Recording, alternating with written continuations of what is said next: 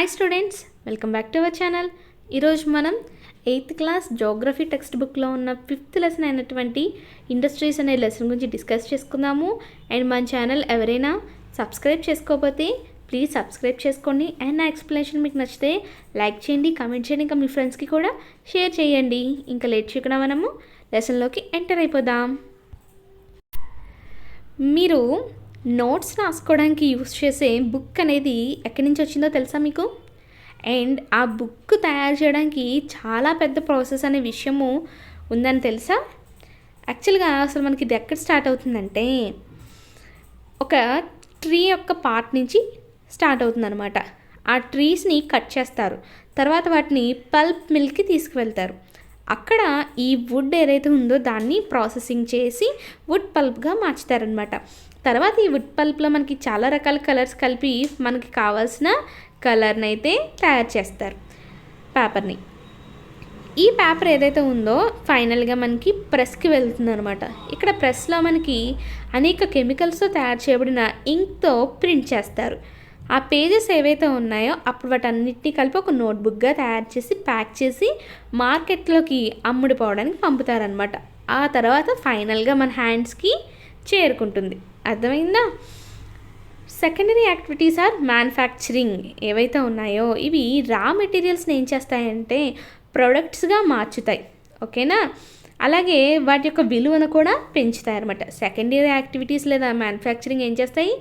ముడి పదార్థాలని ఎక్కువ వాల్యూ కలిగిన ప్రొడక్ట్స్గా మార్చుతాయి. అంతేకాకుండా మీరు పల్ప్ అనేది పేపర్గా, పేపర్ అనేది నోట్బుక్గా మార్చడాన్ని గమనించారు. ఈ రెండు కూడా రెండు రకాల స్టేజెస్ని మనకి తెలుపుతుంది మ్యానుఫ్యాక్చరింగ్లో, అంతే కదా? ఫస్ట్ ఏం చేశారు? వుడ్ని పల్ప్గా తయారు చేశారు. తర్వాత మళ్ళీ దాన్ని పేపర్గా తయారు చేశారనమాట. అయితే పల్ప్ ఇంకా క్లాత్ నుంచి ఏదైతే పేపర్ తయారవుతుందో, ఓకేనా, వీటికి వాల్యూ అనేది ప్రతి స్టేజ్లో పెరుగుతూ ఉంటుందన్నమాట. అదేవిధంగా మనకి ఫినిష్డ్ ప్రోడక్ట్ ఏదైతే ఉంటుందో దానికి ఎక్కువ యూటిలిటీ అంటే ఉపయోగత కలుగుతుంది, ఇంకా రా మెటీరియల్తో పోల్చుకుంటే, అంతే కదా? ఇప్పుడు మీకు సపోజ్ బుక్ అనేది లేదా పేపర్ అనేది మీకు చెట్టు నుంచి తయారు చేస్తారన్నాను కదా. మీకు చెట్టు అనేది ఇక్కడ రా మెటీరియల్, అలాగే బుక్ అనేది ఏంటి? ఫైనల్. అవునా? ఈ రెండింటిని మీ చేతిలో పెడితే మీకు ఏది ఎక్కువ యూస్ఫుల్ ఉంటుంది రాసుకోవడానికి అంటే ఆ బుక్కే కదా. సో అలా మనకి ఏమవుతుంది? ఫైనల్ ప్రోడక్ట్కి ఎక్కువ యూటిలిటీ ఇంకా వాల్యూ అనేవి ఉంటాయన్నమాట. ఇండస్ట్రీ అనేది యాక్చువల్గా మనకు ఒక ఎకనామిక్ యాక్టివిటీ, ఆర్థికపరమైన యాక్టివిటీ అనమాట. ఇది వస్తువులు తయారు చేయడము, అలాగే మినరల్స్ని ఎక్స్ట్రాక్ట్ చేయడము, ఇంకా సర్వీసెస్ని ప్రొవైడ్ చేయడం లాంటి వాటితో ముడిపడి ఉంది. మనకి ఐరన్ ఇంకా స్టీల్ ఇండస్ట్రీ ఏం చేస్తాయి? గూడ్స్ని ప్రొడ్యూస్ చేస్తూ ఉంటాయి. కోల్ మైనింగ్ ఇండస్ట్రీ ఏం చేస్తుంది? కోల్ని వెలికి తీస్తుంది అనమాట, భూమిలో ఉన్నదాన్ని. ఇంకా టూరిజం ఇండస్ట్రీ వచ్చేసి మనకి ఏం చేస్తుంది?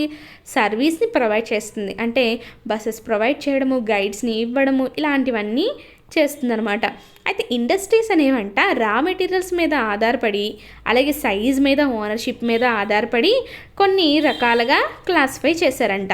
అవి ఏంటనేది ఇప్పుడు మనము తెలుసుకుందాము. రా మెటీరియల్స్ చూడండి. ఇండస్ట్రీస్ అనేవి agro based, mineral based, marine based, ఇంకా ఫారెస్ట్ బేస్డ్ అనమాట. ఓకేనా? రా మెటీరియల్స్ ఏవైతే వాడుతున్నారో వాటిని బేస్ చేసుకొని ఎన్ని రకాలుగా విభజించారు మనకి ఇండస్ట్రీస్ని? 4 రకాలు అనమాట. అది ఏంటి? ఫస్ట్ వచ్చేసి ఆగ్రో బేస్డ్, ఓకేనా? తర్వాత రెండోది వచ్చేసి మినరల్ బేస్డ్, థర్డ్ది మెరైన్ బేస్డ్, ఇంకా ఫోర్త్ది ఫారెస్ట్ బేస్డ్ అనేసి చెప్తూ ఉంటాం. అయితే ఇక్కడ మనము ఆగ్రో బేస్డ్ ఇండస్ట్రీస్ చూసామనుకోండి. ముఖ్యంగా ఈ ఆగ్రో బేస్డ్ ఇండస్ట్రీస్లో మనకి మొక్కలు ఇంకా జంతువులకు సంబంధించిన ప్రొడక్ట్స్ ఏవైతే ఉంటాయో వాటిని రా మెటీరియల్స్గా తీసుకుంటాం. ఎగ్జాంపుల్స్ చూసుకుంటే ఫుడ్ ప్రాసెసింగ్ అంటే ఆహారం తయారు చేయడం కోసము, వెజిటేబుల్ ఆయిల్ అంటే మన ఇంట్లో వాడే సన్ఫ్లవర్ ఆయిల్ కానీ, కోకోనట్ ఆయిల్ కానీ, ఇవన్నీ కూడా మొక్కల నుంచే కదా వస్తుంది. ఇంకా కాటన్ టెక్స్టైల్, మనం వేసుకునే బట్టలు ఎక్కడి నుంచి వస్తాయి? కాటన్ టెక్స్టైల్స్ అంటే కాటన్ బట్టలు ఏదైతే మనకి కాటన్ ప్లాంట్ ఉందో దాని నుంచి వస్తుంది. ఇంకా డైరీ ప్రొడక్ట్స్ మనం ఏవైతే పాలు, పెరుగు అవన్నీ యూస్ చేస్తున్నామో అవన్నీ యానిమల్స్ నుంచి వస్తాయి. అవునా? ఇంకా లెదర్ ఇండస్ట్రీస్ ఏవైతే ఉంటాయో అంటే మనకి షూస్, బెల్ట్స్, పర్సెస్ ఇలాంటివి అన్నీ తయారు చేసేవన్నీ కూడా ఏ బేస్డ్ ఇండస్ట్రీస్ అంటే ఏం చెప్పాలంటే మనము ఆగ్రో బేస్డ్ ఇండస్ట్రీస్ అని చెప్తాం. ఆగ్రో బేస్డ్ ఇండస్ట్రీస్ అంటే ఏంటి? ప్లాంట్స్ ఇంకా యానిమల్స్ యొక్క మెటీరియల్స్ ఏవైతే ఉంటాయో వాటిని ఇక్కడ రా మెటీరియల్స్గా తీసుకుంటాం. మరి మినరల్ బేస్డ్ అంటే ఏంటో చూద్దాం. మినరల్ బేస్డ్ ఇండస్ట్రీలో అయితే మనకి అవి ప్రైమరీ ఇండస్ట్రీస్ అని కూడా అంటాం. మినరల్ బేస్డ్ ఇండస్ట్రీస్ని ఏమంటాము? ప్రైమరీ ఇండస్ట్రీస్ అంటాం. ఇక్కడ మనము మినరల్ ఓర్స్ని యూస్ చేస్తామంట రా మెటీరియల్స్గా. మినరల్ ఓర్స్ అంటే మనకి భూమిలో ఖనిజాలు ఏవైతే ఉంటాయో వాటి యొక్క ధాతువుల్ని మనము రా మెటీరియల్స్గా వాడతాం మినరల్ బేస్డ్ ఇండస్ట్రీస్లో. అంతేకాకుండా the products of these industries feed other industries. ఈ ప్రొడక్ట్స్ నుంచి, ఈ ఇండస్ట్రీస్ నుంచి ఏవైతే ప్రొడక్ట్స్ వస్తున్నాయో అవి ఇతర ప్రొడక్ట్స్కి కూడా హెల్ప్ అవుతున్నాయి అన్నమాట. ఇంకా ఐరన్ ఏదైతే ఇప్పుడు సపోజ్ మనకి ఐరన్ ఎక్కడి నుంచి తయారవుతుందంటే ఐరన్ ఓర్ నుంచి తయారవుతుంది అనమాట. ఇది ఒక మినరల్ బేస్డ్ ఇండస్ట్రీ. దీన్ని మనం ఏం చేస్తాము? రా మెటీరియల్గా ఇంకా అదర్ ప్రొడక్ట్స్ తయారు చేయడానికి ఉపయోగిస్తాం. అవునా? అవి ఏంటంటే పెద్ద పెద్ద మిషన్ని తయారు చేయడానికి, బిల్డింగ్ మెటీరియల్స్ తయారు చేయడానికి, ఇంకా రైల్వే కోచెస్ తయారు చేయడానికి వాడతాం. అర్థమైందా మీకు? ఇప్పుడు మినరల్ బేస్డ్ ఇండస్ట్రీ ఏం చేస్తుంది? మనకి ఎక్కడో భూమిలో దాగి ఉన్న ఐరన్ని వెలికి తీస్తుంది. ఆ ఐరన్ యూస్ చేసుకొని మిగిలిన ఇండస్ట్రీస్ ఏవైతే ఉంటాయో వేరు వేరు మెటీరియల్స్ తయారు చేయడానికి యూస్ చేస్తుంది అనమాట. రైల్వే కోచెస్ అని, హెవీ మిషనరీ, బిల్డింగ్ మెటీరియల్స్ ఇవన్నీ తయారు చేయడానికి హెల్ప్ చేస్తుంది. మెరైన్ బేస్డ్ ఇండస్ట్రీ చూద్దాం. మెరైన్ బేస్డ్ ఇండస్ట్రీ ఏంటంటే ముఖ్యంగా ఇది సీ ఇంకా ఓషన్స్ ఏవైతే ఉంటాయో అక్కడి నుంచి ఏవైతే ప్రొడక్ట్స్ మనకు లభిస్తున్నాయో వాటిని రా మెటీరియల్స్గా మనకి మెరైన్ బేస్డ్ ఇండస్ట్రీస్ వాడుకుంటాయి అన్నమాట. ముఖ్యంగా ఇందులో మనకి ఇండస్ట్రీస్లో ఏం చేస్తారంటే సీ ఫుడ్ తయారు చేస్తారు, లేదా ఫిష్ ఆయిల్స్ని తయారు చేస్తూ ఉంటారనమాట. నెక్స్ట్ ఫారెస్ట్ బేస్డ్ ఇండస్ట్రీస్ చూసుకుంటే మనకి ఇక్కడ ఫారెస్ట్లో దొరికే ఏవైతే ప్రొడక్ట్స్ ఉంటాయో వాటన్నిటిని రా మెటీరియల్స్గా బేస్ చేసుకొని మనకి ప్రొడక్ట్స్ని తయారు చేస్తారు.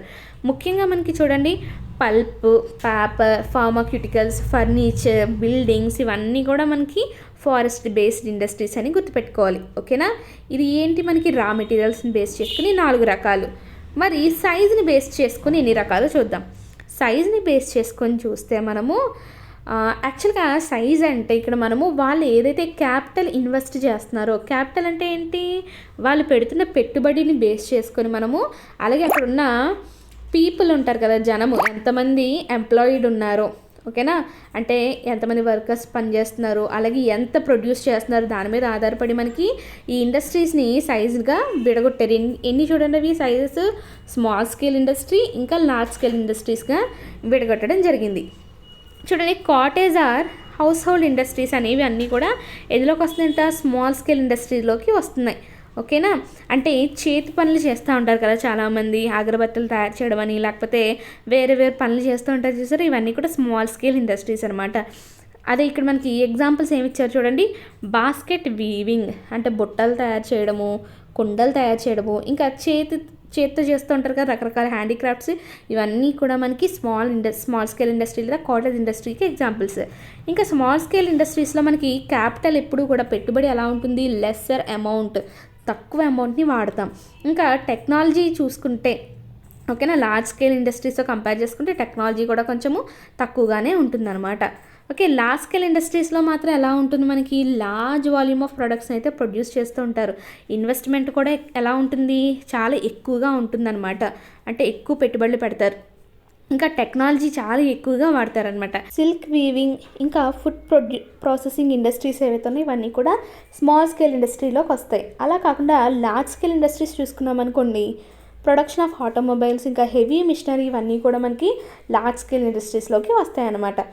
ఓనర్షిప్ చూసుకుంటే కనుక ఓనర్షిప్ మీద బేస్ చేసుకొని ఇండస్ట్రీస్ అనేవి ఎన్ని రకాలుగా క్లాసిఫై చేశారంట? Private sector, state owned or public sector, next joint sector, ఇంకా కార్పొరేటివ్ సెక్టర్ అనమాట. ఇందులో మొదటగా మనము ప్రైవేట్ సెక్టార్ తీసుకున్నామనుకోండి, వీటిని ఎవరు ఓన్ చేసి ఆపరేట్ చేస్తారంటే ఎవరైనా కొంత గ్రూప్ ఆఫ్ ఇండివిజువల్స్ కానీ ఓకేనా, అంటే అది ప్రైవేట్ టోటల్గా వాళ్ళకి సంబంధించింది అనమాట. కానీ ఇక్కడ నెక్స్ట్ ఇంకోటి ఏంటి ఇచ్చాడు మనకి? పబ్లిక్ సెక్టర్ ఏదైతే ఉందో దీన్ని ఓన్ చేసేది మొత్తం ఇక్కడ గవర్నమెంట్ అనమాట. ఓకేనా, గవర్నమెంట్ చేతిలోనే ఉంటుంది. ఇది వచ్చేసి ఎగ్జాంపుల్ ఏంటంటే మనకి హిందుస్థాన్ ఏరోనాటిక్స్ లిమిటెడ్, ఇంకా స్టీల్ అథారిటీ ఆఫ్ ఇండియా ఏవైతే ఉన్నాయో ఇవన్నీ కూడా ఏంటి మనకి గవర్నమెంట్ యొక్క అండర్లో ఉన్న ఇండస్ట్రీస్ అనమాట. నెక్స్ట్ జాయింట్ సెక్టార్ ఇండస్ట్రీస్ చూసుకున్నాం అనుకోండి, ఇందులో ఇద్దరు ఉంటారు, ప్రైవేట్ వాళ్ళు ఎవరైతే ఉన్నారో ఇండివిజువల్స్ ఇంకా స్టేట్ ఇద్దరు కూడా ఓన్ చేసి దీన్ని నడుపుతూ ఉంటే దాన్ని జాయింట్ సెక్టార్ ఇండస్ట్రీ అనేసి పిలుస్తాం అనమాట. దీనికి ఎగ్జాంపుల్ వచ్చేసి మారుతి ఉద్యోగ్ లిమిటెడ్. ఓకేనా, జాయింట్ సెక్టార్ ఇండస్ట్రీకి ఒక ఎగ్జాంపుల్ ఏంటంటే మారుతి ఉద్యోగ్ లిమిటెడ్. ఇంకా కార్పొరేటివ్ సెక్టార్ తీసుకుంటే మనం ఈ కార్పొరేటివ్ సెక్టార్లో ఎవరు ఓన్ చేసి ఆపరేట్ చేస్తారంటే మనకి ఎవరైతే రా మెటీరియల్స్ యొక్క సప్లయర్స్ లేదా ప్రొడ్యూసర్స్ ఉన్నారు కదా వాళ్ళు, ఓకేనా, వర్కర్స్ బోత్ ఇద్దరు కలిసి మనకి ఇక్కడ చేస్తారనమాట. అండ్ దీనికి ఎగ్జాంపుల్ వచ్చేసి ఆనంద్ మిల్క్ యూనియన్ లిమిటెడ్ ఇంకా సుధా డైరీ ఏవైతే ఉన్నాయో ఇవి చాలా సక్సెస్ఫుల్ స్టోరీస్. ఓకేనా, next factors effecting location of industries గురించి చూద్దాం. అయితే మనకి ఇండస్ట్రీస్ యొక్క లొకేషన్లో మనకి కొన్ని ఫ్యాక్టర్స్ అనేవి ప్రభావితం చేస్తున్నాయి. అవి ఏంటంటే ముఖ్యంగా రా మెటీరియల్ అనేది దొరకాలి. రా మెటీరియల్ దొరకలేని చోట నువ్వు ఇండస్ట్రీ పెట్టుకున్నావు అనుకో ఏమవుతుంది, రా మెటీరియల్ మళ్ళీ వేరే చోట నుంచి నువ్వు ఇంపోర్ట్ చేసుకోవాలి, దానివల్ల ఇబ్బంది కదా.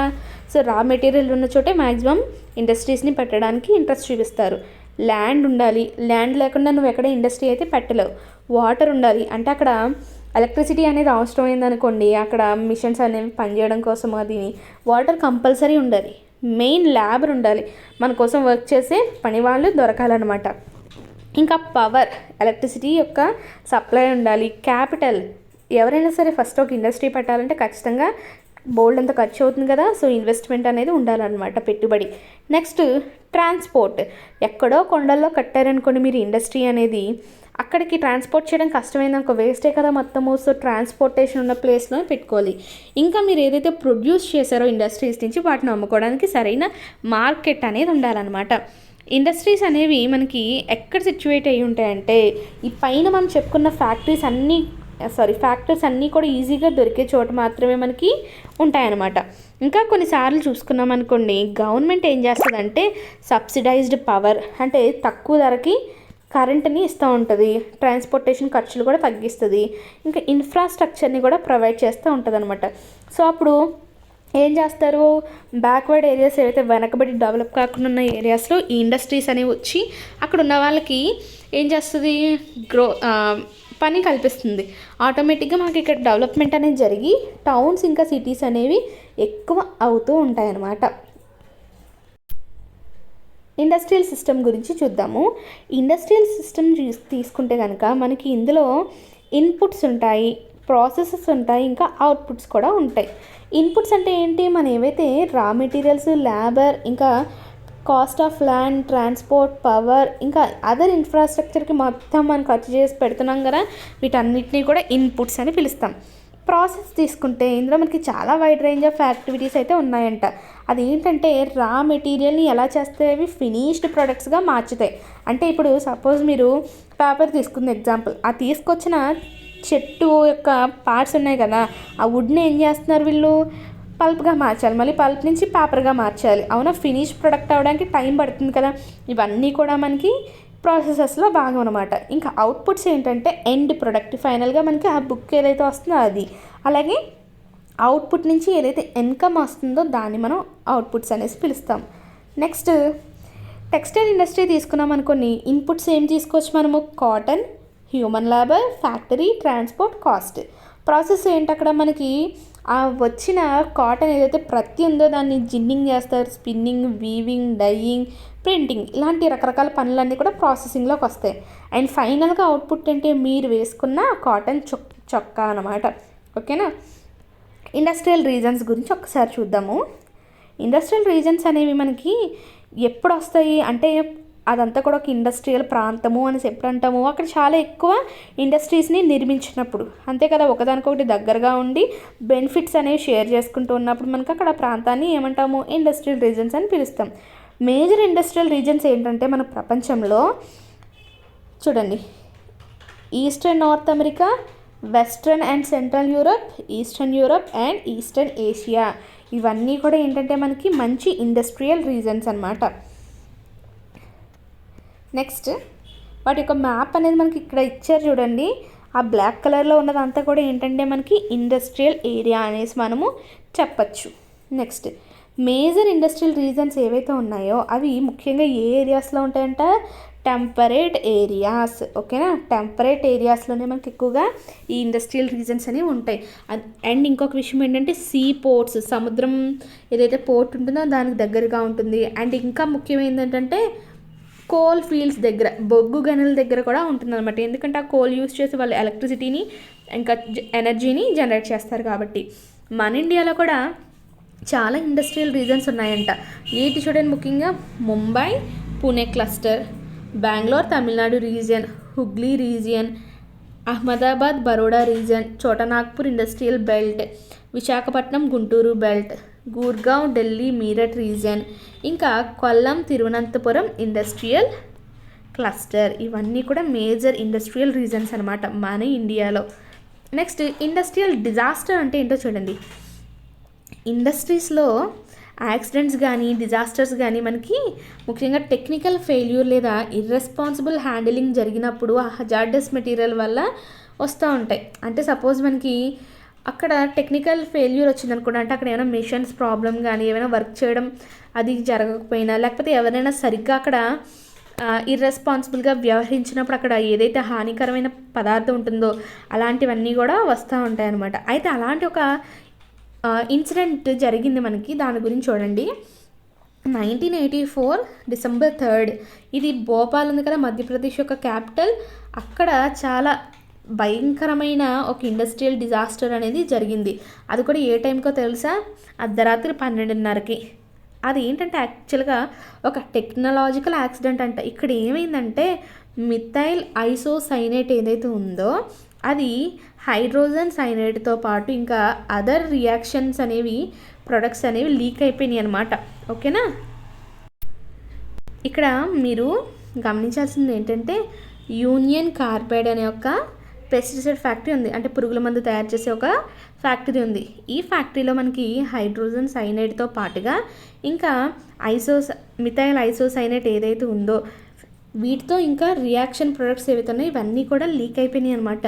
ఇవి లీక్ అవడం వల్ల ఏమైందంటే మనకి దగ్గర ఎంతమంది చనిపోయారు తెలుసా? 3598 పీపుల్ చనిపోయారని చెప్పేసి 1989లో ఫైనల్ రిపోర్ట్ మనం చూసాం. ఇంకా చాలామంది ఇప్పటికే అంట పాపము బ్లైండ్నెస్, ఇంకా పాడైన ఇమ్యూన్ సిస్టమ్, గ్యాస్ట్రోఇంటెస్టైన్ డిజార్డర్స్తో బాధపడుతున్నారంట.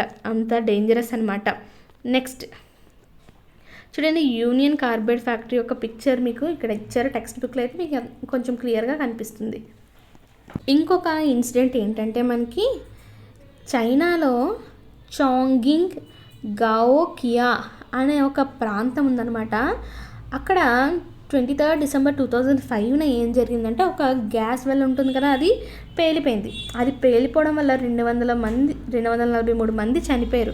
ఇంకా 9,000 మందికి ఏమైందంటే పాపము గాయాలయ్యాయి. ఇంకా 64,000 మంది అక్కడి నుంచి బయటికి పంపించేశారనమాట, అక్కడ ఉండకూడదని. చాలామంది ఎందుకు చనిపోయారంటే వాళ్ళు అక్కడ పేలిన తర్వాత అంట బయటికి పారిపోయలేకపోయారనమాట. ఇంకా ఎవరైతే ఆ టైంలో అక్కడి నుంచి ఎస్కేప్ అవ్వలేకపోయారో వాళ్ళకి పాపం ఏమైంది చూడండి, వాళ్ళ యొక్క కళ్ళు, స్కిన్, ఇంకా లంగ్స్ ఏవైతే ఉన్నాయో అవి కాలిపోయినాయి అనమాట. లంగ్స్ లోపల ఏమైంది, మొత్తము గ్యాస్ అనేది ఫిల్ అయిపోయి అవన్నీ కూడా కాలిపోయినాయి అంట. రిస్క్ రిడక్షన్ మెజర్స్, మరి ఇలాంటివి జరిగినప్పుడు మనం అసలు ఏం చేయాలి అంటే, ఇలాంటివి జరగకుండా ఏం చేయాలి అంటే ముఖ్యంగా డెన్స్లీ పాపులేటెడ్ రెసిడెన్షియల్ ఏరియాస్ ఏవైతే ఉంటాయో వాటిని మనము సెపరేట్ చేసుకోవాలి. ఓకేనా, ఇండస్ట్రియల్ ఏరియాస్ నుంచి దూరంగా ఉండాలి. అంటే ఇప్పుడు ఎలా చెప్పాలంటే సిటీకి మధ్యలో తీసుకొచ్చి ఇండస్ట్రీస్ని పెట్టకూడదు అనమాట. సిటీ యొక్క అవుట్స్కట్స్ లాంటి ప్లేసెస్లో పెట్టుకోవాలి. ఎందుకంటే సిటీలో చాలా ఎక్కువ మంది నివసిస్తూ ఉంటారు. ఒక స్క్వేర్ కిలోమీటర్కి ఎంతమంది అయితే పీపుల్ నివసిస్తున్నారో దాన్నే ఉంటాము ఆ ఏరియా యొక్క డెన్సిటీ అని పిలుస్తూ ఉంటాం కదా. ఇంకా ఎవరైతే ముఖ్యంగా ఇండస్ట్రియల్ ఏరియాస్ దగ్గరలో ఉంటారో వాళ్ళు ఎప్పటికప్పుడు ఈ టాక్సిన్స్ లేదా హజార్డియస్ సబ్స్టెన్సెస్కి సంబంధించి తెలుసుకుంటూ ఉండాలి. అండ్ ఇంకా వాళ్ళు అలాంటి చోట ఏదైనా ఇన్సిడెంట్ జరిగితే దాన్ని ఏం చేయాలి, వెంటనే పసిగట్టి అక్కడి నుంచి వాళ్ళు వేరే ప్లేస్కి వెళ్ళిపోవడమో లేకపోతే దాన్ని పై అధికారులకు తెలపడమో లాంటివి తెలుసుకొని ఉండాలన్నమాట. ఓకేనా. నెక్స్ట్, ఫైర్ వార్నింగ్ ఇంకా fighting system should be improved. ఎప్పుడైనా సరే అక్కడ మంటలు తగలబడుతున్నా లేకపోతే ఏదైనా జరిగిందనుకోండి, అలారం సిస్టమ్ ఉంటుంది కదా, ఓకేనా, వార్నింగ్ సిస్టమ్ని ఇంకా మనము డెవలప్ చేసుకొని ఇంప్రూవ్ చేసుకొని పెట్టుకోవాలంట. ఇంకా టాక్సిక్ సబ్స్టెన్సెస్ ఏవైతే ఉంటాయో విషపూరితమైన పదార్థాల యొక్క స్టోరేజ్ కెపాసిటీ అనేది తగ్గించుకోవాలి. ఇంకా పొల్యూషన్ డిస్పర్షన్ క్వాలిటీస్ ఏవైతే ఉంటాయో ఇండస్ట్రీకి సంబంధించి వాటిని ఇంప్రూవ్ చేసుకోవాలన్నమాట. అంటే ఒక ఫ్యాక్టరీ వల్ల ఎంత పొల్యూషన్ జరుగుతూ ఉంటుంది, ఆ పొల్యూషన్ తగ్గించేటట్టుగా అవన్నీ కూడా ఇంప్రూవ్ అవ్వాలి. చూద్దాము. ఇండస్ట్రీస్ని ఏమని పిలుస్తారంటే తెలుసా? సన్ రైజ్ ఇండస్ట్రీస్ అనేసి పిలుస్తారంట. ముఖ్యంగా ఎమర్జింగ్ ఇండస్ట్రీస్ అంటే అప్పుడప్పుడే డెవలప్ అవుతున్న ఇండస్ట్రీస్ని ఏమంటారు? సన్ రైజ్ ఇండస్ట్రీస్ అంటారు. దీంట్లో మనకి ఏమేమి వస్తాయో తెలుసా? ఏ రకమైన ఇండస్ట్రీస్ అంటే ఇన్ఫర్మేషన్ టెక్నాలజీ, వెల్నెస్, హాస్పిటాలిటీ, ఇంకా నాలెడ్జ్, ఇవన్నీ కూడా సన్ రైజ్ ఇండస్ట్రీస్లో బాగా అన్నమాట. డిస్ట్రిబ్యూషన్ ఆఫ్ మేజర్ ఇండస్ట్రీస్ గురించి చూద్దాం. అయితే మనకి ప్రపంచంలో మేజర్ ఇండస్ట్రీస్ ఏంటంటే యాక్చువల్గా ఐరన్ ఇంకా స్టీల్ ఇండస్ట్రీసే, అండ్ ఇంకా textile industry, information technology, IT industry అనమాట. ఐరన్, స్టీల్ ఇంకా టెక్స్టైల్ ఇండస్ట్రీస్ అనేవి చాలా చాలా పాతవి. కానీ ఇన్ఫర్మేషన్ టెక్నాలజీ ఏదైతే ఉందో అది ఇప్పుడిప్పుడే డెవలప్ అవుతుంది అనమాట. ముఖ్యంగా ఏ కంట్రీస్లో అయితే ఐరన్ ఇంకా స్టీల్ ఇండస్ట్రీ అనేది ఉన్నాయో అవి ఏంటో తెలుసా మీకు? Germany, USA, China, Japan, Russia. ఇక్కడ మనకి ఎక్కువగా స్టీల్ ఇంకా ఐరన్ ఇండస్ట్రీస్ ఉన్నాయి. టెక్స్టైల్ ఇండస్ట్రీస్ ముఖ్యంగా ఎక్కడున్నాయంట? India, Hong Kong, South Korea, Japan, Taiwan. Major hubs ఏంటంటే ఇన్ఫర్మేషన్ టెక్నాలజీకి సంబంధించి silicon valley of central California. చూడండి, మనకి సెంట్రల్ కాలిఫోర్నియా ఉంది కదా అమెరికాలో, అక్కడున్న సిలికాన్ వ్యాలీ, ఇంకా మన ఇండియాలో వచ్చేసి బెంగళూరు రీజన్ ఏవైతే ఉన్నాయో ఇవి ఐటీ ఇన్ఫర్మేషన్ టెక్నాలజీ ఏదైతే ఉందో దానికి సంబంధించి మేజర్ హబ్ అనేసి చెప్తారు. ఐరన్ ఇంకా స్టీల్ ఇండస్ట్రీ గురించి మనం ఒకసారి చెక్ చేసుకుందాం. మిగిలిన ఇండస్ట్రీస్ లాగే ఐరన్ ఇంకా స్టీల్ ఇండస్ట్రీస్ ఏవైతే ఉన్నాయో ఇవి కూడా చాలా ఇన్పుట్స్తో కూడుకుని ఉంటాయి. ప్రాసెస్ ఇంకా అవుట్పుట్స్ అనేవి ఉంటాయన్నమాట. అంతేకాకుండా ఇది ఒక ఫీడర్ ఇండస్ట్రీ, అంటే దీని నుంచి వచ్చిన వస్తువుల్ని వేరొక వాళ్ళు యూస్ చేసుకుంటారు. అంటే సపోజ్ ఈ ఐరన్ ఓర్ నుంచి ఐరన్ తీసిన తర్వాత మళ్ళీ ఆ ఐరన్ వేరు వస్తువులు తయారు చేయడానికి మిగిలిన ఇండస్ట్రీస్ వాడుకుంటూ ఉంటాయన్నమాట. ఈ ఇండస్ట్రీస్కి ముఖ్యంగా ఏంటంటే రా మెటీరియల్స్ ఏవైతే ఉంటాయో iron ore, coal, limestone, వాటితో పాటుగా labour, capital, site, other infrastructure అనేవి అవసరం అవుతాయి. ఇంక ఇందులో ప్రాసెసెస్ చూసుకున్నామనుకోండి, ఈ ప్రాసెస్లో ఏమంటే చాలా రకాల స్టేజెస్ ఉంటాయంట. రా మెటీరియల్ని ముందు తీసుకెళ్ళి ఒక పెద్ద బ్లాస్ట్ ఫర్నేస్లో అయితే పెడతారు, ఓకేనా. ఈ బ్లాస్ట్ ఫర్నేస్లో మనకి స్మెల్టింగ్ ప్రాసెస్ జరుగుతుంది. స్మెల్టింగ్ ప్రాసెస్ అంటే ఏంటో తెలుసా మీకు? It is the process in which metals are extracted from their ores by heating beyond the melting point. వాటి యొక్క మెల్టింగ్ పాయింట్ కన్నా కూడా ఎక్కువ టెంపరేచర్లో పెట్టి వాటిని ఆ ఓర్స్ నుంచి ఈ మెటల్ని ఏం చేస్తారు? బయటికి ఎక్స్ట్రాక్ట్ చేస్తారనమాట. ఆ తర్వాత దీన్ని మళ్ళీ ఏం చేస్తారు? రిఫైన్ చేస్తారు, ప్యూరిఫికేషన్ చేస్తారనమాట. ఫైనల్గా అవుట్పుట్ ఏదైతే వస్తుందో అది మనకి స్టీల్గా మనము తీసుకుంటున్నాం. దీన్నే మనము మళ్ళీ వేరొక ఇండస్ట్రీస్కి రా మెటీరియల్గా కూడా వాడుకుంటూ ఉంటాము. ఇక్కడ మనకి చూడండి ఇచ్చారు 8 tons ఆఫ్ కోల్తో 4 tons ఆఫ్ ఐరన్ ఓర్తో ఇంకా 1 ton ఆఫ్ లైమ్ స్టోన్ కలిపి మనకి టోటల్ ప్రాసెసింగ్ చేస్తే 1 ton స్టీల్ అనేది వస్తుందంట. స్టీల్ అనేది ఎలా ఉంటుంది మీ అందరికీ తెలుసు, చాలా గట్టిగా ఉంటుంది. అండ్ దాన్ని మనం ఏం చేయొచ్చు? మనకు కావాల్సిన షేప్స్లో మార్చుకోవచ్చు, కట్ చేయొచ్చు, ఇంకా వైర్లా కూడా చేయొచ్చు. స్టీల్ యొక్క స్పెషల్ అలాయ్స్ ఏవైతే ఉంటాయో వీటిని మనము ఆ స్టీల్లో వేరు రకాల మెటల్స్ ఉంటాయి కదా, ఆ మెటల్స్ని కొంచెం కలిపామనుకోండి, అల్యూమినియం కానీ, నికెల్ కానీ, కాపర్ కానీ, ఆ స్టీల్లో మనకి ఆ స్టీల్ యొక్క అలాయ్స్ అనేవి వస్తాయి అన్నమాట. ఈ అలాయ్స్ ఏం చేస్తాయంటే మనకి ఆ స్టీల్ యొక్క అన్యూజువల్ హార్డ్నెస్ని ఇస్తాయి, టఫ్నెస్ని ఇస్తాయి, ఇంకా ఎబిలిటీ కూడా ఇస్తాయి అన్నమాట, తుప్పు అనేది పట్టకుండా, ఓకేనా. స్టీల్ని ఇంకేమని పిలుస్తారంటే తెలుసా? మోడర్న్ ఇండస్ట్రీకి ఒక బ్యాక్ బోన్గా పిలుస్తారంట.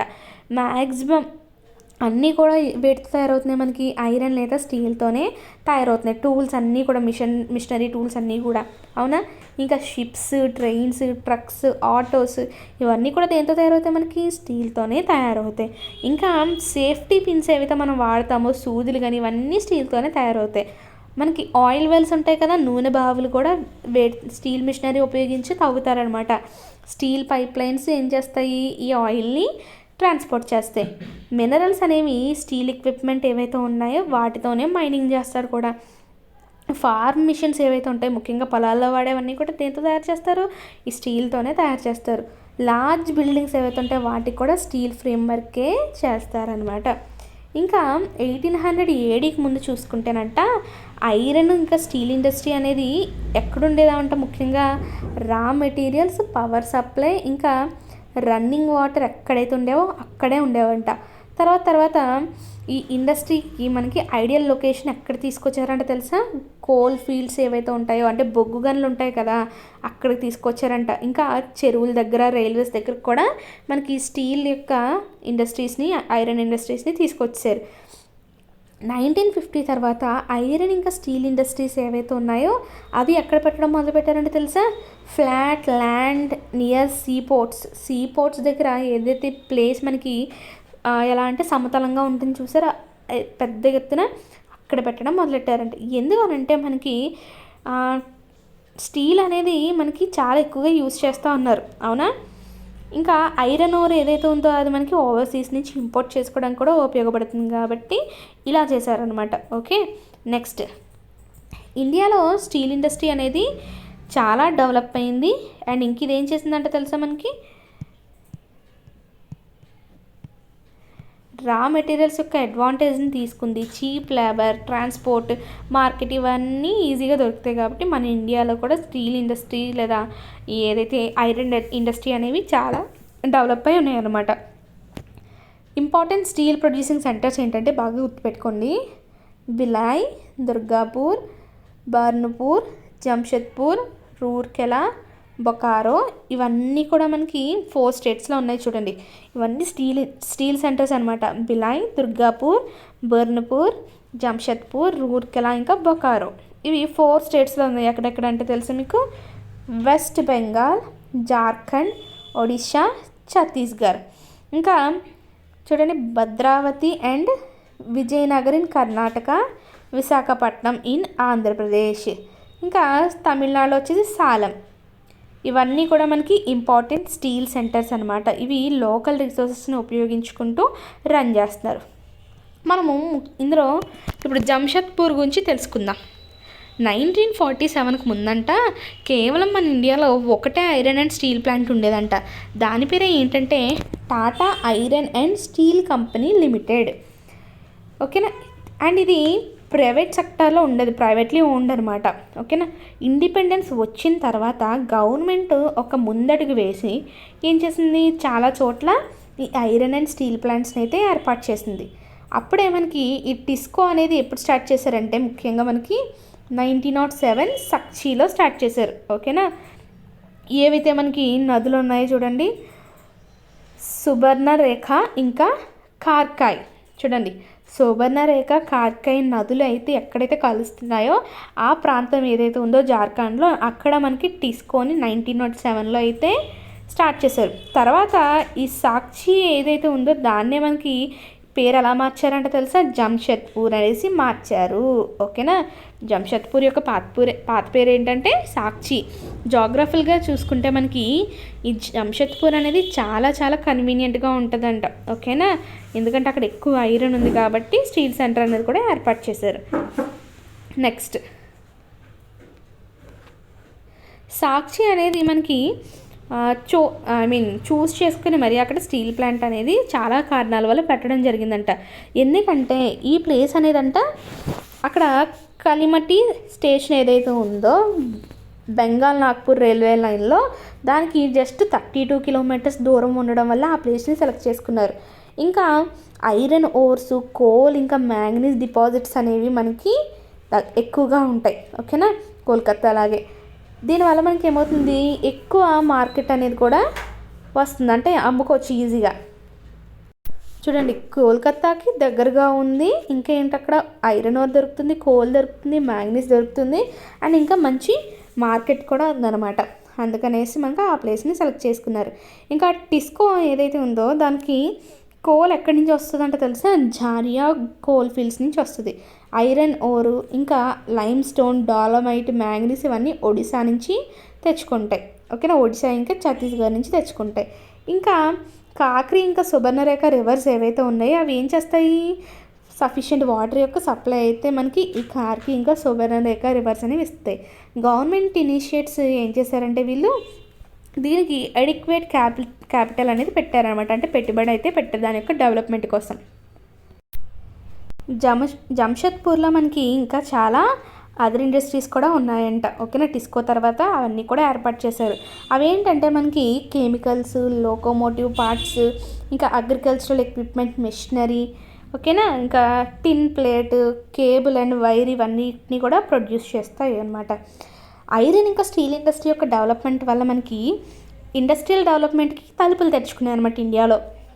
మ్యాక్సిమం అన్ని సెక్టార్స్ కూడా ఏవైతే ఇండియన్ ఇండస్ట్రీలో ఉన్నాయో అవి ఎక్కువగా దేని మీద ఆధారపడి ఉంటాయి అని చెప్పాము ముందే, ఐరన్ ఇంకా స్టీల్ ఇండస్ట్రీ మీద ఆధారపడి ఉంటాయి బేసిక్ ఇన్ఫ్రాస్ట్రక్చర్ కోసమైనా కూడా. మన ఇండియన్ ఐరన్ అండ్ స్టీల్ ఇండస్ట్రీలో ఏంటంటే పెద్ద మరియు చిన్న స్టీల్ ప్లాంట్స్ ఏవైతే ఉన్నాయో వాటన్నిటి యొక్క టోటలే మనం ఏమంటాము Indian steel and iron industry అనేసి పిలుస్తాం. అంతేకాకుండా ఇందులో మనకి సెకండరీ ప్రొడ్యూసర్స్ కూడా ఇంక్లూడ్ అయి ఉంటారు, రోలింగ్ మిల్స్, ఇంకా యాన్సిలరీ ఇండస్ట్రీస్ అన్నీ కూడా మనకి ఇందులోనే ఉంటుందన్నమాట. పిట్స్బర్గ్ గురించి చూద్దాం. మనకి యునైటెడ్ స్టేట్స్ ఆఫ్ అమెరికాలో ఒక ఇంపార్టెంట్ స్టీల్ సిటీ పేరే పిట్స్బర్గ్ అనమాట. ఈ స్టీల్ ఇండస్ట్రీ అనేది మనకి పిట్స్బర్గ్లో ఉంది. ఓకేనా, ఇంకా అది లొకేషనల్ అడ్వాంటేజెస్ అనేవి దానికి చాలా బాగా యూజ్ అయ్యాయి. అలాగే అందులో కొన్ని రా మెటీరియల్స్ ఏవైతే ఉంటాయి, కోల్ కూడా మనకి అక్కడ లోకల్గానే దొరుకుతుందంట. అయితే ఐరన్ ఓర్స్ అనేవి మాత్రం మనకి మిన్నిసోటాలో ఉన్న ఐరన్ మైన్స్ నుంచి వాళ్ళు తెచ్చుకుంటారు. అవి దగ్గర దగ్గర పిట్స్బర్గ్కి ఎంత దూరం అంటే తెలుసా, 1500 కిలోమీటర్ల దూరంలో ఉన్న మిన్నిసోటా నుంచి వాళ్ళు ఏం చేస్తున్నారు, ఐరన్ ఓర్స్ని అయితే తెచ్చుకుంటున్నారు.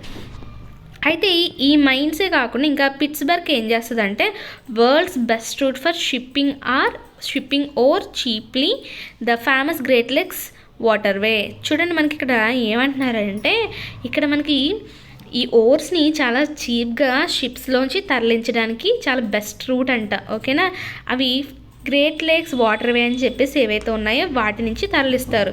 ట్రైన్స్ కూడా ఏం చేస్తాయి మనకి ఈ ఓర్ని గ్రేట్ లేక్స్ ఏవైతే ఉంటాయో అక్కడి నుంచి పిట్స్బర్గ్ ఏరియాకి తరలిస్తాయి. ఓహియో ఇంకా మొనోగాహెలా ఇంకా అలెఘెనీ రివర్స్ ఇవైతే వాటర్ సప్లైని చేస్తాయి అన్నమాట. చూడండి నేమ్ ఆఫ్ గ్రేట్ లేక్స్ ఏంటంటే అవి సుపీరియర్, హ్యూరన్, ఒంటారియో, నెక్స్ట్ మిచిగాన్, ఏరీ. ఓకే, 5 నదుల నుంచి మనకు ఓర్స్ అనేవి ట్రాన్స్పోర్ట్ చేస్తూ ఉంటారు. లేక్ సుపీరియర్ అనేది వీటిలో కల్లా పెద్దదనమాట. అండ్ ఇది వచ్చేసి మనకి హయ్యర్ అప్ స్ట్రీమ్లో ఉంటుంది మిగిలిన వాటితో కంపేర్ చేసుకుంటే. అయితే ఇప్పుడు చూసుకుంటే కనుకంట చాలా తక్కువ పెద్ద పెద్ద స్టీల్ మిల్స్ అనేవి పిట్స్బర్గ్లో ఉన్నాయంట. ఓకే, ఇంకా they are located in the valleys of Monongahela and Allegheny rivers above Pittsburgh and along the Ohio river below it. చూడండి పిట్స్బర్గ్ ఏదైతే దాని పైన రివర్స్ ఉన్నాయో మోనోగాహెలా ఇంకా అలీగనీ రివర్స్ ఏవైతే ఉన్నాయో అక్కడ మనకి కనిపిస్తాయంట. ఇంకా దాని దగ్గరలోనే ఓహియో రివర్లో కూడా ఉంటాయంట. చూడండి ఇంకేమంటున్నారు, ఫినిష్డ్ స్టీల్ అనేది ఏదైతే ఉందో దాన్ని 2 ల్యాండ్ రూట్లో ఇంకా వాటర్ రూట్స్లో కూడా ట్రాన్స్పోర్ట్ అయితే చేస్తారు. పిట్స్బర్గ్ ఏరియాకి చాలా ఎక్కువ ఫ్యాక్టరీస్ అనేవి ఉంటాయంట. ఓకేనా, స్టీల్ మిల్స్ కన్నా కూడా ఫ్యాక్టరీస్ ఎక్కువ. అర్థమైందా మీకు ఇక్కడ? వీళ్ళు ఈ స్టీల్ని రా మెటీరియల్గా ఉపయోగించి చాలా డిఫరెంట్ ప్రొడక్ట్స్ని అయితే తయారు చేస్తారన్నమాట. అవి ఏంటి చూడండి, రైల్ రోడ్ ఎక్విప్మెంట్ కానీ, హెవీ మిషనరీ కానీ, రైల్స్ కానీ ఇవన్నీ కూడా వాళ్ళు తయారు చేస్తారు. నెక్స్ట్ కాటన్ టెక్స్టైల్ ఇండస్ట్రీ గురించి చూద్దాం. మనకి వీవింగ్ క్లాత్ అంటే బట్టలు నేత నేస్తారు కదా, అవునా, యార్న్ నుంచి చేయడం మనకి ఎప్పుడో పురాతన కాలం నుంచి వస్తుంది. కాటన్, వూల్, సిల్క్, జూట్ ఇంకా ఫ్లాక్స్ ఏవైతే ఉన్నాయో వీటిని ఉపయోగించి ఏం చేస్తారు, బట్టల్ని తయారు చేస్తారు. టెక్స్టైల్ ఇండస్ట్రీ అనేది కూడా మళ్ళీ మనకి రా మెటీరియల్స్ మీద బేస్ చేసుకొని డివైడ్ చేస్తారంట. ఫైబర్స్ అనేవి ఎలా ఉంటాయి మనకి, రా మెటీరియల్స్ యాక్చువల్గా టెక్స్టైల్ ఇండస్ట్రీస్కి మొత్తం రా మెటీరియల్స్ ఈ ఫైబర్స్ అనేవి న్యాచురల్గా ఉండొచ్చు లేదా మ్యాన్ మేడ్గా కూడా ఉండొచ్చు. న్యాచురల్ ఫైబర్స్ అనేవి మనకి ఏంటంటే ఊల్, సిల్క్, కాటన్, లినన్ ఇంకా జూట్ నుంచి తయారు చేస్తారు. అలా కాకుండా మ్యాన్ మేడ్ ఫైబర్స్ లేదా ఆర్టిఫిషియల్ ఫైబర్స్ ఏంటంటే నైలాన్, పాలిస్టర్, యాక్రిలిక్ ఇంకా రేయాన్ అనమాట. కాటన్ టెక్స్టైల్ ఇండస్ట్రీ అనేది వరల్డ్లోనే చాలా ఓల్డెస్ట్ ఇండస్ట్రీ అనమాట. ఇండస్ట్రియల్ రివల్యూషన్ 18th సెంచరీలో జరిగిందని మనకు తెలుసు కదా. అప్పుడు కాటన్ క్లాత్ అనేది హ్యాండ్ స్పిన్నింగ్ టెక్నిక్స్తో తయారు చేసేవారు, ఇంకా లూమ్స్ని ఉపయోగించి. 18th సెంచరీలో మనకి పవర్ లూమ్స్ అనేవి ప్రొవైడ్ చేశారనమాట కాటన్ టెక్స్టైల్ యొక్క ఇండస్ట్రీకి. ఫస్ట్ మనకి ఎక్కడ చేశారో తెలుసు, ఈ కాటన్ టెక్స్టైల్ ఇండస్ట్రీలో పవర్ లూమ్స్ని ప్రొవైడ్ చేసింది బ్రిటన్ అనమాట. ఓకేనా. అండ్ తర్వాత వచ్చేసి మిగిలిన పార్ట్స్ ఏవైతే ఉన్నాయో దేశంలో అక్కడ మనకి పవర్ లూమ్స్ని అయితే ఫెసిలిటేట్ చేశారు. అయితే ఈరోజు ఇండియా, ఇంకా చైనా, జపాన్, ఇంకా యూఎస్ఏ ఏవైతే ఉన్నారో వీళ్ళందరూ కూడా కాటన్ టెక్స్టైల్స్కి చాలా ముఖ్యమైన ప్రొడ్యూసర్స్గా మనం చెప్పుకోవాలి. ఇండియాకైతే చాలా గొప్ప సాంప్రదాయం అనమాట. ఏంటి, ఎక్సలెంట్ క్వాలిటీ కాటన్ టెక్స్టైల్స్ని ప్రొడ్యూస్ చేయడంలో మనము చాలా గొప్ప ప్లేస్లో ఉన్నాం. బ్రిటిష్ వాళ్ళ యొక్క పరిపాలన ముందు చూసుకుంటే ఇండియన్ హ్యాండ్ స్పన్ అంటే చేతితో నేసి చేస్తారు కదా, వడకడం అన్నీ చేస్తారు చూస్తారా, ఇంకా హ్యాండ్ వోవెన్ చేతితో నేసి చేసుకుంటుండేవారంట. వాటికే చాలా పెద్ద మార్కెట్ ఉండేదంట ఆ టైంలోనే. చూడండి, ముస్లిమ్స్ ఆఫ్ ఢాకా, ఇంకా chintzes of Masulipatnam, calicoes of Calicut, ఇంకా gold wrought cotton of Burhanpur, Surat and Vadodara were known world wide for the quality and design. చూడండి, కొన్ని ఏరియాస్ ఇచ్చారు మనకు ముఖ్యంగా. ఏంటవి? Muslims of Dhaka, chintzes of Masulipatnam, calicoes of Calicut, gold wrought cotton of Burhanpur, Surat, ఇంకా వడోదర. ఈ ప్రాంతాల్లో ఏదైతే కాటన్ తయారు చేసేవారో అది చాలా చాలా బాగుండేదంట. ఓకే. కానీ హ్యాండ్ వోవెన్ కాటన్ టెక్స్టైల్ ఏదైతే ఉందో ఆ టైంలో దాని యొక్క ప్రొడక్షను చాలా ఖర్చుతో కూడుకుని ఉందన్నమాట. ఇంకా టైం కూడా ఎక్కువ పట్టేస్తుంది, ఎందుకంటే చేతితో కదా మరి చేయాలి. సో అప్పుడు ఏమైంది, అప్పుడు ట్రెడిషనల్ కాటన్ టెక్స్టైల్ ఏదైతే ఉందో ఈ ఇండస్ట్రీ వాళ్ళ యొక్క కాంపిటీషన్ని తట్టుకోలేకపోయింది అనమాట. ఎందుకంటే మనకి ఆ వెస్ట్రన్ కంట్రీస్ నుంచి ఏవైతే మనకి టెక్స్టైల్ మిల్స్ వచ్చాయో వాళ్ళతో పాటు పోటీగా చేయలేకపోయారు. సో ఇంకా వాళ్ళు పాపం తగ్గిపోయారు, పూర్తిగా వెనకబడిపోయారు అనమాట. ఈ వెస్ట్రన్ సైడ్ వచ్చిన టెక్స్టైల్ మిల్స్ ఏం చేసావో తెలుసా మీకు, చాలా చీప్ ఇంకా గుడ్ క్వాలిటీ ఫ్యాబ్రిక్స్ని ప్రొడ్యూస్ చేసేసేవారు అనమాట. అది కూడా దేంతో, మెషినైజ్డ్ ఇండస్ట్రియల్ యూనిట్స్ అంటే కదా, మిషన్స్తోనే మొత్తం అంతా కూడా. ఇక్కడ డూయూనో చూద్దాం ఒకసారి. ఫస్ట్ టెక్స్టైల్ మిల్ మన యొక్క దేశంలో ఎక్కడ ఏర్పాటు చేశారంటే ఫోర్ట్ గ్లాస్టర్ అనమాట. ఇది వచ్చేసి మనకి కోల్కత్తాలో ఉంది. దీన్ని 1880లో అయితే ఎస్టాబ్లిష్ చేశారు. అయితే కొంచెం కాలం తర్వాత దాన్ని ఏం చేశారంట, క్లోజ్ చేసేయాల్సి వచ్చిందంట. First successful mechanised textile mill మన యొక్క ఇండియాలో ఎప్పుడు స్థాపించారంటే 1854లో. అది ఎక్కడ అంటే ముంబైలో. ఓకేనా. వార్మ్ ఇంకా మాయిస్ట్ క్లైమేట్ ఉండడము, ఇంకా పోర్ట్ ఉండడము, ఓకేనా, ఇంపార్టెంట్ మిషనరీని పోర్ట్ చేసుకోవడానికి, ఇంకా availability of raw material, skill labour ఇవన్నీ ఉండడం వల్ల ఏమైంది, ఈ ఇండస్ట్రీ యొక్క ఎక్స్పాన్షన్ అనేది బాగా పెరిగింది. అయితే స్టార్టింగ్లో ఈ ఇండస్ట్రీ అనేది ముఖ్యంగా మహారాష్ట్ర, గుజరాత్లో బాగా ఏంటంటారు ఫ్లరిష్ అయిందనమాట. ఎందుకనంటే అక్కడ మనకి క్లైమేట్ అనేది బాగుంది. కానీ ఇప్పుడు చూసుకుంటే హ్యూమిడిటీ అనేది ఆర్టిఫిషియల్గానే మనం తయారు చేసేయచ్చంట. సో రా కాటన్ ఏదైతే ఉందో ప్యూర్ ఉంటుంది అండ్ అది not weight losing raw material. So this industry has spread to other parts. ఇక్కడ కాటన్ అనేది ప్యూర్గా ఉండడము, ఇంకా వెయిట్ లాసింగ్ అనేది లేకుండా ఉండడము, ఓకేనా, రా మెటీరియల్కి. ఈ ఇండస్ట్రీ అనేది మన దేశంలో మిగిలిన పార్ట్స్కి కూడా బాగా స్ప్రెడ్ అయిందనమాట. ఓకేనా. కోయంబత్తూర్, కాన్పూర్, చెన్నై, అహ్మదాబాద్, ముంబై, కోల్కత్తా, లుధియానా, పుదుచ్చేరి, ఇంకా పానీపట్టి అన్ని ప్లేసెస్ కూడా ఇంపార్టెంట్ సెంటర్స్ అనమాట టెక్స్టైల్ ఇండస్ట్రీకి సంబంధించి. డూ చూడండి, మన 1/3 ఆఫ్ ద ఇండియన్ టెక్స్టైల్ చూసుకుంటే ఇండస్ట్రీలో మనకి ప్రొడక్షన్ మొత్తం ఏం చేస్తారంటే ఎక్స్పోర్ట్ చేసేస్తున్నారంటే వేరే దేశాలకు పంపిస్తున్నారు. అంటే మనం ప్రొడ్యూస్ చేసే దానిలో 3 భాగాల్లో ఒక భాగాన్ని ఏకంగా వేరే దేశాలకి పంపించేస్తారనమాట. అహ్మదాబాద్ గురించి చూద్దాం. అహ్మదాబాద్ అనేది మనకి గుజరాత్ స్టేట్లో సబర్మతి రివర్ యొక్క ఒడ్డున ఉంది, అవునా. అయితే ఫస్ట్ మిల్ అనేది మనకి 1861లో అక్కడ స్థాపించారు. ఆ తర్వాత అది సెకండ్ లార్జెస్ట్ టెక్స్టైల్ సిటీగా మారిపోయింది ఇండియాలోనే. ముంబై తర్వాత సెకండ్ లార్జెస్ట్ టెక్స్టైల్ సిటీ ఏంటి, అహ్మదాబాద్. అహ్మదాబాద్ తర్వాత దాన్ని ఏమని రిఫర్ చేశారంటే మాంచెస్టర్ ఆఫ్ ఇండియా. గుర్తుపెట్టుకోండి, అహ్మదాబాద్ని ఏమంటారు, మాంచెస్టర్ ఆఫ్ ఇండియా అని పిలుస్తారు. అక్కడ మనకి ముఖ్యంగా ఎందుకు అలా పిలుస్తున్నారంటే కండిషన్స్ అనేవి చాలా ఫేవరబుల్గా ఉన్నాయన్నమాట. ఓకేనా. సో ఆటోమేటిక్గా టెక్స్టైల్ ఇండస్ట్రీ అనేది చక్కగా డెవలప్ అయిపోయింది. ఇంకా అహ్మదాబాద్ అనేది మనకి కాటన్ గ్రోయింగ్ ఏరియాకి దగ్గరగా ఉండడం ఒకటి ఇంపార్టెంట్ రీజన్. దీనివల్ల ఏమవుతుంది, రా మెటీరియల్ ఈజీగా దొరికేస్తుంది. ఇంకా క్లైమేట్ కూడా బాగుందంటే స్పిన్నింగ్ చేయడానికి, వీవింగ్ చేయడానికి.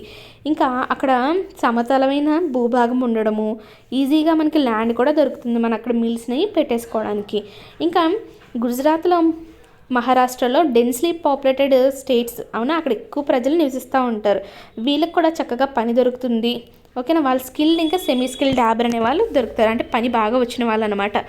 వెల్ డెవలప్డ్ రోడ్ ఇంకా రైల్వే నెట్వర్క్స్ అనేవి కూడా మనకి ఏం చేస్తాయి, ఈ టెక్స్టైల్స్ని ట్రాన్స్పోర్ట్ చేసుకోవడానికి పర్మిషన్స్ ఇచ్చాయన్నమాట వేరు వేరు దేశాలకి. సో ఈజీగా మార్కెట్ కూడా దొరికేస్తుంది. ముంబై పోర్ట్ ఏదైతే ఉందో దగ్గరలో, అది కూడా ఏం చేస్తుంది, మనకి మిషనరీని ఇంపోర్ట్ చేసుకోవడానికి, అలాగే కాటన్ టెక్స్టైల్స్ని ఎక్స్పోర్ట్ చేయడానికి హెల్ప్ చేస్తుంది. కానీ రీసెంట్ ఇయర్స్లో అంట అహ్మదాబాద్ టెక్స్టైల్ మిల్స్ అనేవి కొన్ని ప్రాబ్లమ్స్ని ఫేస్ చేస్తుందంట. సెవరల్ టెక్స్టైల్ మిల్స్ ఏవైతే ఉన్నాయో వాటిని క్లోజ్ చేసేసారంట. దీనికి గల ముఖ్య కారణం ఏంటంటే, న్యూ టెక్స్టైల్స్ అనేవి ఏవైతే సెంటర్స్ ఉంటాయో మన కంట్రీలో ఎక్కడికక్కడ ఏర్పాటు చేసేయడం వల్ల. ఓకేనా, అండ్ ఇంకా మిషన్స్, టెక్నాలజీ అన్నిటినీ అప్గ్రేడ్ చేయడం వల్ల అహ్మదాబాద్లో పాపము ఇలా నష్టం అయితే ఏర్పడింది. ఇప్పుడు ఒసాకా గురించి చూద్దాము. జపాన్లో ఒక ఇంపార్టెంట్ టెక్స్టైల్ సెంటర్ అనమాట ఒసాకా అనేది. అండ్ దీన్ని ఇంకొక పేరు ఏంటంటే మాంచెస్టర్ ఆఫ్ జపాన్ అని కూడా పిలుస్తారంట. ఈ టెక్స్టైల్ ఇండస్ట్రీ అనేది మనకి ఒసాకాలో చాలా జియోగ్రాఫికల్ ఫ్యాక్టర్స్ వల్ల డెవలప్ చేశారు. ముఖ్యంగా ఇక్కడ ఎక్స్టెన్సివ్ ప్లెయిన్ ఏదైతే ఉంటుందో, అంటే అక్కడ ఏంటంటే మొత్తం మైదానాలు అనమాట. సర్ఫేస్ అనేది చాలా ఫ్లాట్గా ఉంటుంది, దానివల్ల మనకి ఎక్కువ డెవలప్ చేశారు. సో ఈజీగా అక్కడ మనకి ఏమైంది, కాటన్ మిల్స్ని ఏర్పాటు చేసుకోవచ్చు. ఇంకా అక్కడ క్లైమేట్ కూడా ఎలా ఉంది, వార్మ్ క్లైమేట్ అనమాట. దీనివల్ల స్పిన్నింగ్ ఇంకా వీవింగ్ చేయడానికి ఈజీగా ఉంటుంది. ఇక్కడ ఒక రివర్ పేరు ఇచ్చారు చూడండి, యోడో. ఇది ఏం చేస్తుందంటే మనకి ఆ మిల్స్కి అవసరమైన సఫిషియెంట్ వాటర్ని అయితే ప్రొవైడ్ చేస్తుంది. అండ్ లేబర్ కూడా ఈజీగా అవైలబుల్గా దొరుకుతారంట. ముఖ్యంగా పోర్ట్ ఫెసిలిటీస్ ఏవైతే ఉంటాయో, ఓకేనా, అంటే రా కాటన్ని ఇంపోర్ట్ చేసుకోవడానికి, అలాగే టెక్స్టైల్స్ని ఎక్స్పోర్ట్ చేసుకోవడానికి కూడా మనకి అవైలబుల్గా ఉన్నాయి. ఇంకా ఈ టెక్స్టైల్ ఇండస్ట్రీ ఏదైతే ఉందో ఒసాకాలో, అది ముఖ్యంగా దేని మీద ఆధారపడి ఉంటుందంటే రా మెటీరియల్స్ యొక్క ఇంపోర్టెడ్ రా మెటీరియల్స్ మీద ఆధారపడి ఉంటుందన్నమాట. కాటన్ అనేది ఈజిప్ట్, ఇండియా, చైనా ఇంకా యూఎస్ఏ నుంచి వాళ్ళు ఇంపోర్ట్ చేసుకుంటారు. ఫినిష్డ్ ప్రోడక్ట్ ఏదైతే ఉందో దాన్ని ఏం చేస్తారో వేరే దేశానికి ఎక్స్పోర్ట్ చేసేసి మంచి మార్కెట్ అయితే వాళ్ళు అమ్మేసుకుంటారనమాట. చక్కగా మంచిగా డబ్బులు అయితే సంపాదిస్తారు. ఓకేనా, గుడ్ క్వాలిటీ ఇంకా తక్కువ ప్రైస్లోనే అమ్ముతారంట. అయితే ఇది కూడా ఒక ఇంపార్టెంట్ టెక్స్టైల్ సిటీస్ అనమాట కంట్రీలో. ఓకేనా, అయితే ఇక్కడ ఏమైంది చూడండి, of let the cotton textile industry of Osaka has been replaced by other industries such as iron and steel, machinery, shipbuilding, automobiles and electrical equipment and cement. పాపం వేరే వేరే వాటి ద్వారా ఇవి రీప్లేస్ అయిపోయిందంట. అవి ఏంటంట, ఐరన్, స్టీల్ ఇంకా machinery, ship building, automobiles, electrical equipment ఇంకా సిమెంట్ వల్ల ఇవి రీప్లేస్ అయితే చేయాల్సి వచ్చేసింది. సో ఇదండి మన లెసన్. మీ అందరికీ అర్థమైందని నేను అనుకుంటున్నాను. మీకు ఏమైనా డౌట్స్ ఉంటే కనుక కమెంట్ సెక్షన్లో కమెంట్ చేయండి. అండ్ నా ఎక్స్ప్లెనేషన్ నచ్చితే లైక్ చేయండి, సబ్స్క్రైబ్ చేయండి, ఇంకా మీ ఫ్రెండ్స్కి కూడా షేర్ చేయండి.